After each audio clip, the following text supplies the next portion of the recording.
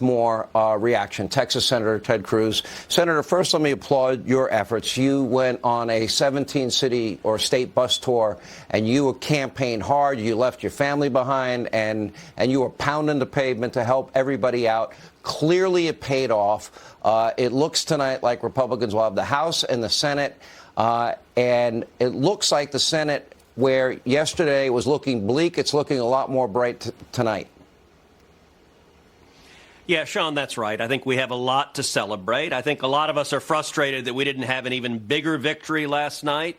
But it's worth pausing and reflecting what was accomplished last night. Number one, Nancy Pelosi lost her job. We've taken the gavel out of Nancy Pelosi's hands. We're going to have a Republican majority in the House. We're going to have Republican chairman of every committee. We're going to have leadership in the House that has moved out of the hands of the crazy Democrats. Number two, I think you're right that we have a real shot at a Republican majority in the Senate as well. I think Adam Laxalt is very likely to win in Nevada. The numbers look encouraging right now. And I agree with you.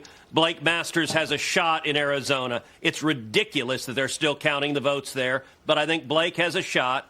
And then we've also got a runoff coming up on December 6th in Georgia, where I think Herschel Walker will win. I'm getting on a plane tomorrow and flying to Georgia to do a rally with Herschel, because we got 30 days, and it's a little bit deja vu all over again, where we had runoffs in Georgia for control of the Senate.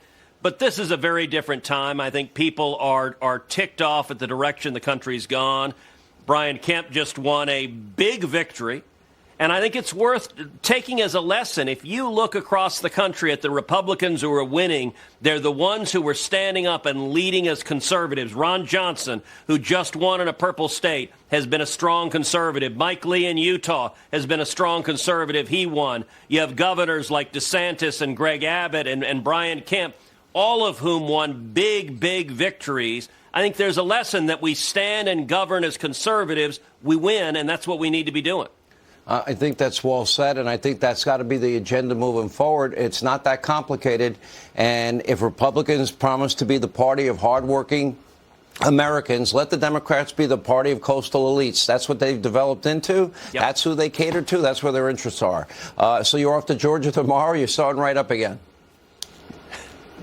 Yeah, look, we've got two tasks. In the next 30 days, everyone needs to focus on Georgia. They should go to Herschel Walker's website and contribute online. It's going to be a $200 million race in Georgia. It's going to be a huge battle. The media is going to lie and try to give Warnock control of that seat. I don't think it's going to work. We need to make sure we win on December 6th. But then the real work starts of rolling up our sleeves and governing. And here's a lesson to take from last night. Look, why did the Democrats do better than expected? Because for 2 years, they've governed as liberals. They've governed as whacked-out lefty nut jobs. And you know what that did? That excited their base. That excited a bunch of young voters that came out in massive numbers, because when you actually stand for something, your base gets excited. There's a lesson for Republicans to learn, which is when we have a majority next year, we damn well better act like it and use it. We need to hold this administration to account. We need to be happy warriors. And if we do that, that leads to victory. If we don't stand and fight, then we don't win. Senator, I can't say it any better. If you do that, good politics equals election success down the road as well. All right, Ted Cruz, thank you. We'll be checking in. You'll be in Georgia a lot, I can tell. Coming up.